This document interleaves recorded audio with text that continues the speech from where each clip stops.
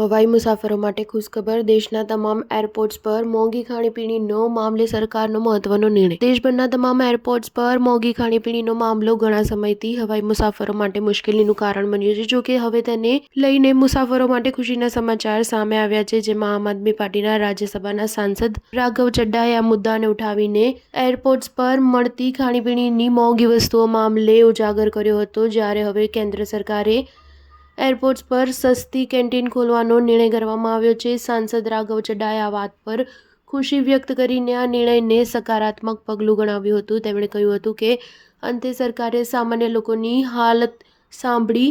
ભલેને શરૂઆત કોલકાતા એરપોર્ટથી થઈ, પરંતુ મને આશા છે કે દેશના અન્ય એરપોર્ટ્સ પર આ યોજના લાગુ કરવામાં આવશે। આ પછી હવાઈ મુસાફરી કરનારા આપણા દેશના નાગરિકોને એરપોર્ટ્સ પર પાણી, ચા, કોફી માટે 100-250 રૂપિયા સુધીનો ખર્ચ કરવો પડશે નહીં। સામાન્ય મુસાફરો માટે આ અસુવિધાજનક છે। સરકારને આ સુનિશ્ચિત કરવું જોઈએ કે મુસાફરોને મહત્તમ કિંમતે યોગ્ય સુવિધા મળે। રાઘવ ચડ્ડાએ એરપોર્ટ્સ પર મોંઘી ખાણીપીણી મુદ્દે સંસદમાં સવાલો ઉઠાવ્યા છે। તેમણે કહ્યું કે આપણા એરપોર્ટ્સની હાલત બસ સ્ટેન્ડ કરતાં પણ ખરાબ થઈ ગઈ છે। લાંબી કતારો, ભીડ અને અવ્યવસ્થિત વ્યવસ્થાપનને લીધે મુસાફરોને મુસાફરીની શરૂઆતમાં જ નિરાશ થવાય છે। રાઘવ ચડ્ડાએ સંસદમાં આ મુદ્દો ઉઠાવ્યો બાદ સોશિયલ મીડિયા પર લોકોએ તેમની આ પહેલની પ્રશંસા કરી હતી। સ્ટાર ન્યૂઝ 7 હંમેશા સચ્ચાઈની સાથે।